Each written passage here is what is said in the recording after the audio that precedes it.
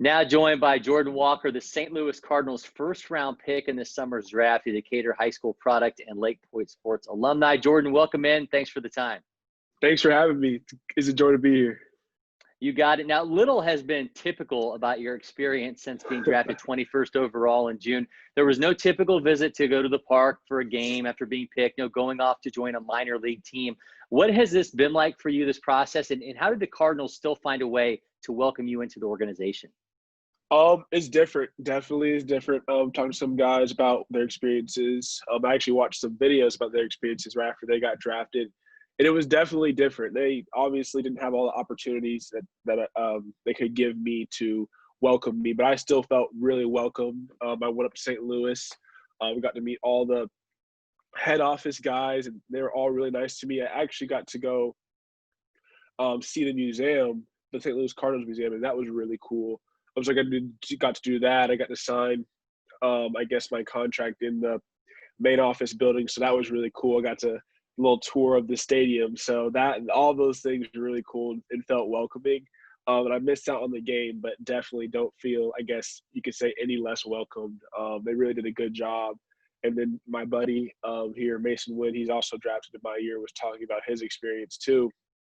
Right next door to me, and his was pretty much the exact same, and he enjoyed it probably just as much as I did. So it was all a really good experience after draft, visit and things like that. This is obviously an organization with a very rich history, a lot of wins there, a lot of World Series. What really stuck with you? I mean, you mentioned that visit to the Hall of Fame, the Cardinals Hall of Fame. What really stuck with you? I mean, was there anybody in particular that you were like, okay, wow, I'm in the same organization as this guy now? Yeah, definitely think people like, obviously, Yachty. Yachty's really well known. I was actually really looking forward to meeting him, about how experienced he is, about how he plays the game.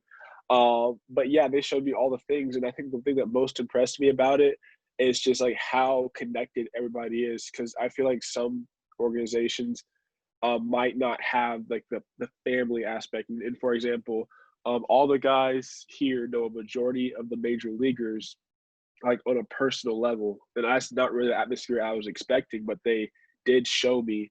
So I feel like this family aspect with the minor leagues connected to the major league, that on that social level, it's a pretty big deal, and I'm really glad to be a part of it. So, well, they call it the Cardinals. They call it the Cardinals way for a reason, right? I mean, that's yes, the way they operate. They do. So you were obviously committed to Duke. What is that conversation like when you have to let Blue Devils coach Chris Pollard know that you're not coming to Durham? It was actually a lot more positive than I thought it was going to have to be.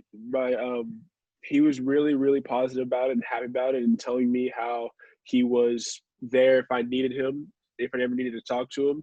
And I feel comfortable that I can always reach out and talk to him when I need someone to talk to.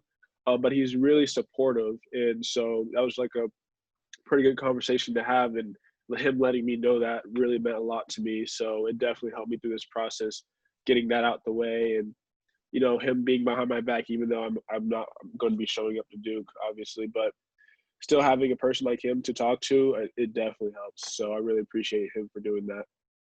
Yeah, I mean, obviously you're already committed to Duke, and your senior season gets cut short. Yes, some mock drafts had you in the second round. Was there any concern that when the draft goes down to 5 rounds, that okay, maybe I'm not going to get picked as high as I thought I was going to, and end up going to college to play ball? Mm-hmm. There's definitely just talk about it. Honestly, for me though, I'm really not a guy to get into like the specs of like the draft and where I'm be drafted by. For me, it's just I was going to play my best. I was more really disappointed that I didn't get to finish the senior season, probably to show that I could do more than what they saw. But for me, honestly, I wasn't really paying attention to much of that mock draft stuff. I know my dad told me it was like most of them had first or second round, but that's about it. That's all I paid attention to it. But yeah, I mean, it didn't really change anything for me. It mostly just the biggest thing was probably the season ending shorter. So I was like, I didn't get to do what I wanted to do. I didn't get to have the season that I wanted to have. And that's the only thing I was really thinking about on the big aspect of things and the big impact of things. So it wasn't really anything about the mock draft or anything like that. Yeah, I'm sure most guys would tell you don't even pay attention to those mock drafts. But obviously, no No minor league season, but the Cardinals were able to get you added to that 60-man pool at the alternate site there in Springfield to begin that development. Your first taste of pro ball, and without any actual games, obviously, but take us through what's a day in the life like at one of these alternate sites. Oh, okay. Yeah. So wake up. For here at this alternate site, they do most of the things in the afternoon. Other than Sundays. Sundays we start at 11:30. So I wake up, eat breakfast, have a lot of free time in the mornings. I usually use that time to talk to my parents, or sometimes I would sign baseball cards that I need to sign. And around 2:30, 3 o'clock, head down to the field. You're in the locker room, and usually we have open cage at the beginning, so people can just go to the cage and work on their stuff, tee work, fastballs on the machine. They have all different types of fastballs, like Verlander fastballs that rise or cut fastballs, sinkers. They have all type of fastballs they can work on. You can do coach pitch. They have pretty much anything you need towards hitting. You can do it there in the open cage before you actually start. You can get a lift in if you need to. But around 4:30, 5 o'clock, that's when we come together as a group, do our ball talk, talking about the schedule for a day. And sometimes we would go over the scouting report that the Cardinals have to face the pitcher of that day. So say they were facing the Pirates one day, we were facing Joe Musgrove. So we went over the scouting report for Joe Musgrove. That's just something that we do before practices sometimes, just to, get acclimated to it, just, get to know it a little better, and know how to read a scouting report. That's pretty much the main thing they were teaching us. Then after that, we will stretch, get warm, and then we'll go into infielding. So we do infielding a lot. Jose Kindo is really good coach with that. He knows pretty much everything about infielding that you can ask for, and he'll fix every little detail that you need to. So I really do trust him to help me with my fielding. And so we usually do fielding, and then we go into hitting groups, split into pretty much 3 groups, hit on the field. One group is base running, and the other group's in the cage getting ready to hit on the field, and we just rotate.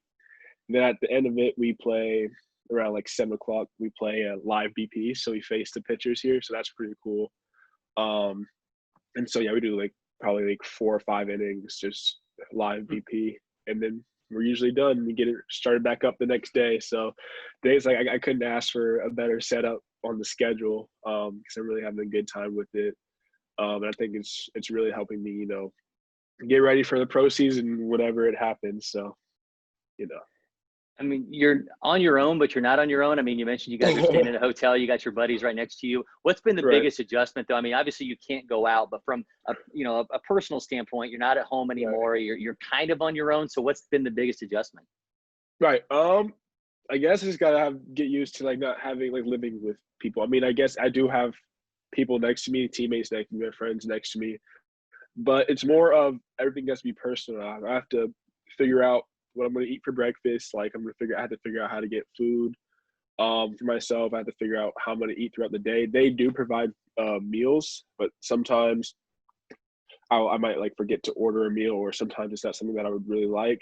So it's just figuring out how to do all these responsibilities, figure out how to get a fridge in my room, just things that I really didn't think about when I was living with my parents. So that's the biggest situation. Sometimes figuring out how to get to the grocery store because I don't have my car down here. That's maybe someone to drive me, but just thinking about things that I have to do now that I usually didn't have to do when I was living with my parents is probably the biggest adjustment. And then also getting used to pitching here is so much better than I've ever seen. So that's probably the other biggest adjustment. And just learning how to hit it. I think I'm getting a little bit better, but it's a process. It takes time. So those are probably the 2 biggest things that I had to adjust to while living down here. Well, I will say, I mean, between the time you were drafted and when you went to the alternate site, you were doing some work at LakePoint Sports, and you were another Jet Sports Management guy, Zack Wheeler. I saw you get a couple ADs against Zack Wheeler. So you say the pitching is a different level, but I mean, this dude you just signed a massive deal with the Phillies over the offseason. How did you feel? Did that kind of get the nerves out of the system a little bit when you get a chance to face a guy like Wheeler? Oh, most definitely. That was probably the craziest experience. And probably the only reason I got a hit off of him was because he left the mistake up. He usually didn't. The pitches before that were absolutely spotted. So obviously, I don't feel like I would.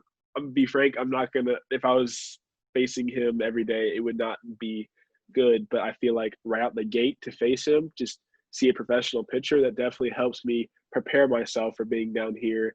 It's like, okay, this is what it takes to be in the MLB. And this is what I'm gonna have to figure out how to hit so I can be in the MLB. So seeing that really did prepare me for here, and learning what I learned here definitely helps as well. So I feel like every day I'm getting just a little bit better at hitting it and figuring it out. And of course, not every day is going to be great, but as it is right now, I'm feel confident that I'm getting a little better at hitting it. So it takes the nerves away just a little bit. And for it to all start from just facing Zack Wheeler is pretty cool too. So. What's the tool in your toolbox that surprised you? I mean, you got these pitchers that you're facing, and you've played in showcases, you've been around some big time guys before. But when you put the Jordan Walker tools out there and you're going against these guys, what's the one thing that you're like, okay, maybe I can hang a little bit there? Power. I guess one of the main things I'm fairly confident in, that I'm like with other people in the actually at this camp with. Sometimes I'm hitting the ball just as far as they are in our BP rounds, and sometimes during live. So that's the one thing you can really rely on. Like, yeah, I can be confident in my power. Now it's time to work on other things that I might be behind in. So I think power is the one thing that I'm fairly confident in. What sticks out though is those ones that you're like, man, that's got to get better if I'm going to progress quickly through this system. Let's see. I feel like it's awareness right now. That might be a little bit strange, but like in-game awareness. So like in-game awareness of, when the ball is hit to me in game situations where I'm supposed to throw the ball. And sometimes the way they do things is a little bit different here. And so yeah, I'm definitely having to get used to that. Like where to throw the ball, what they do for warm-ups, and like just the mental aspect of it. That's where I feel like I'm lacking the most. And I'm not quite sure how to explain it all right here, but most definitely I'm going to have to get probably better at the mental aspect and what they expect to happen in game and things like that. Certainly, Nolan Gorman is the Cardinals' number 2 prospect, and they're third baseman. When you've been able to work alongside of him at these practices, what have you picked up on from a guy it's almost on the cusp of making it to the majors? Right. Him, it's just he's really efficient and relaxed. That's where I'm trying to get to right now. Sometimes I feel a little bit overwhelmed learning all the things, but if I just watch him, everything he does is efficient, and it's not too flashy. It's the fundamentals, and it gets the job done. He has a good arm, good footwork, and it just seems relaxed and fluid. And sometimes I don't feel like that, but he's kind of like an image. He's kind of like the goal I want to get to when I'm fielding. And I don't know how else to put it. That's pretty close to how I feel just watching him do things so he just looks like a pro pretty much already. I'm just gonna say it right here. That's just what I think. He looks like a pro doing what he does. So, he's a really good role model to look at. Me being a young professional player. So the big league club, obviously had 18 games that were postponed due to COVID-19. They're going to be playing a ton of double headers. Right. What was that whole experience like for you guys, being at the alternate sites and hearing and seeing everything that was happening with the major league club? That was it was weird. It was definitely weird. There was a lot of people going up, and like players there who were going up, and being in the MLB. So like let's see. Oviedo, he was a pitcher down here the whole time, facing a couple times. And it was really cool to see him get called up to the bigs. I don't think it was because of COVID or anything, but it might have just been his time. But just seeing all those players go up there during that whole time, Kaminsky, Elledge, No-Go, like all these players that I've been playing with and have been teaching me the mental part of baseball. Seeing them play in the MLB was really cool because that's what they needed players to play at the MLB level. So I guess that whole pandemic, or when everybody was out with, I guess COVID cases throughout the Cardinals system, I actually really wasn't aware of what was going on. I just knew that players were getting called up. It was really cool to watch them play and get their first major league hit or major league strikeout. All of that was pretty cool. So I really enjoyed watching them, and it was kind of like I guess it was kind of like a breath of fresh air after what all was happening with the Cardinals at the major league level. So. What's the testing been like for you guys? I mean, we pay a lot more attention, obviously, to what's happened at the major league level, but, the Astros ended up having to shut down their alternate site. How much are you guys getting tested, and how are they just making sure that you guys follow protocols at that site? So we wear masks pretty much everywhere, and we get tested every other day. So in the morning, every other day, they just call us down, and it would take like 5 minutes to do a spit test, and we get tested. And so far, so good. I don't want to jinx anything, but nobody's gotten the virus since they've been down here, and hopefully, God forbid, someone does. So they test us every other day and make sure no one has it. And I don't know what will happen if someone had it, because there hasn't been any cases.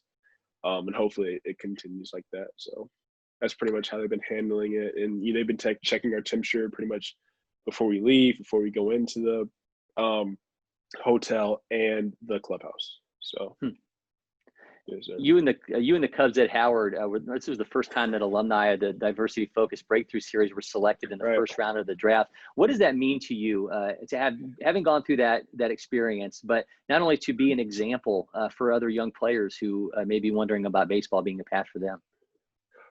That was definitely cool. So at the Breakthrough Series, that was, I texted him perimeter after the draft, telling him congrats and everything. And the Cubs are in the Cardinals division. So I was just messing with them, telling them that if we ever get to the big league together, we're going to be playing each other, right? So, it's just cool to talk about those things and that stuff. So that, it honestly did mean a lot for someone. Black players who come out the Breakthrough Series program. I honestly actually didn't know that we're the first two ever to be in the draft in the first round, but now that you made that aware, it's really cool. And seeing that how the program is growing, more and more players, more and more top tier players are seeing the younger classes also have gone through the Breakthrough Series program. So I count that as a success in my book. It really does make me happy to see things like that happen, and hopefully more and more Breakthrough Series player alumni and other younger players who really want to get to the MLB do get drafted where they want to go, or go where they want to go to, make their skills better, whether it's school first or getting drafted first. It's just really cool to see that. So it's really cool. Yeah. Now you're in a position to be a role model and a goal for somebody else. Who was that guy for you, when you looked at Major League Baseball and thought that's who I want to be when I grow up? So my favorite player to watch is Chipper Jones. So I was born in Atlanta and always was raised in Atlanta. And I loved watching Chipper Jones play. And then I actually got moved to third base from first or outfield because I was a little bit more athletic than other kids when I was younger. And so that's when I really fell in love with him and started watching him a lot more.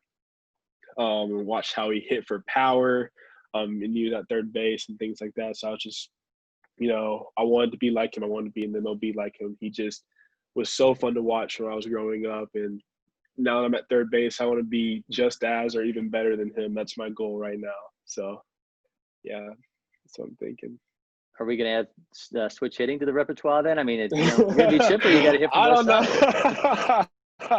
I don't know if I can go that far, but, I'm gonna do my best on the right-hand side. I'm going to do my best. All right, there you go. He is Jordan Walker. You can find him on Twitter at jwalker0522 or Instagram at jwalk17. Jordan, thanks for the time. Appreciate it, man. I'm wishing you the best of luck. Thank you so much. It was a pleasure for you guys to have me. Thank you so much.